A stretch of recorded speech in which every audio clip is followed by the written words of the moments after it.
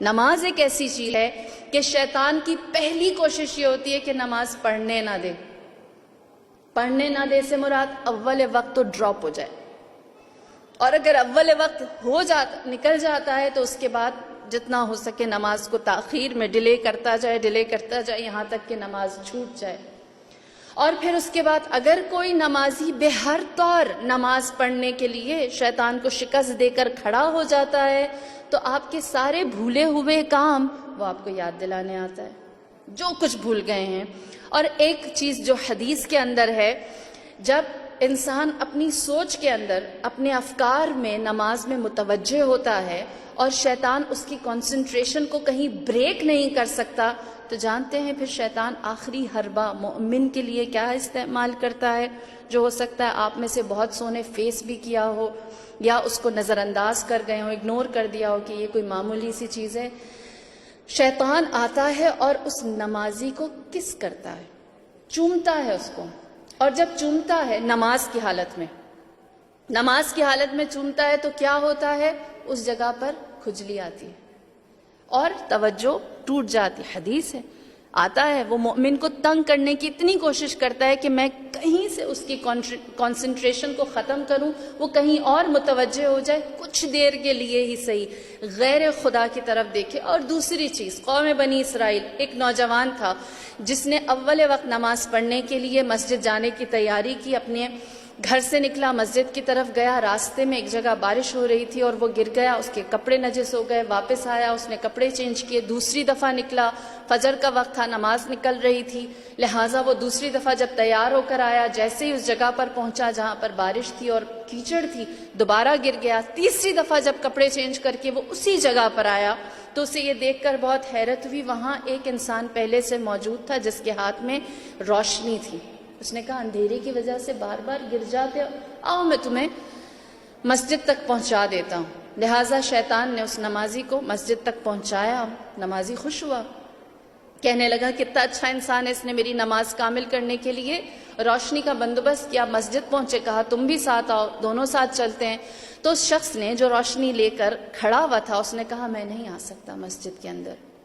اس نے وجہ پوچھی، کیا وجہ ہے؟ تو کہنے لگا کیونکہ میں نماز نہیں پڑھتا.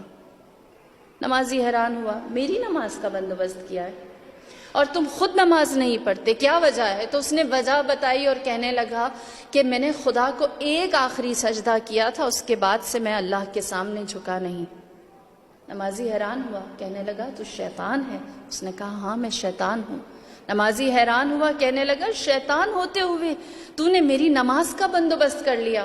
تو پھر شیطان نے سارا احوال سنایا اور کہنے لگا کہ تو اول وقت نماز نہیں پڑھتا تھا، نماز فجر نہیں پڑھتا تھا، جماعت کے لیے نہیں جاتا تھا. آج جب تو اپنے گھر سے نماز کے لباس میں باہر نکلا ہے تو میں کیچڑ والی جگہ پر کھڑا ہو گیا تاکہ میں تیرے کپڑے گندے کر دوں.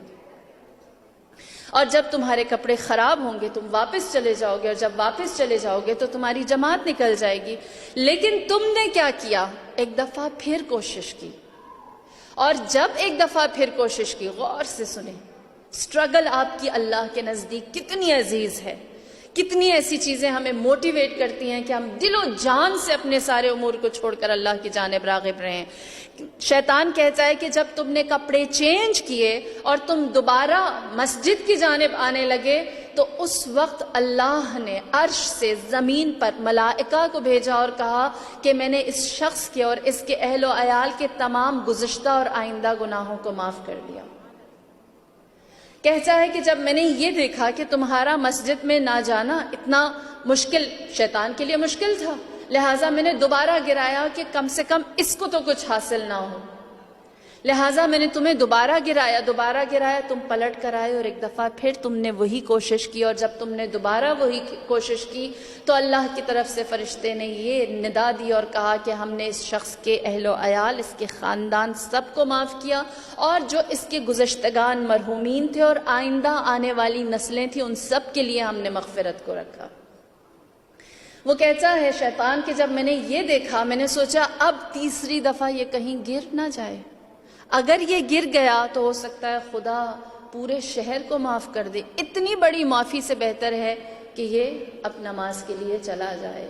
دیکھیے نمازی اپنی جگہ محترم ہے، لیکن نماز کے لیے کوشش کرنے والا اور نماز کی جانب جہاد کرنے والا وہ خدا کے نزدیک زیادہ عزیز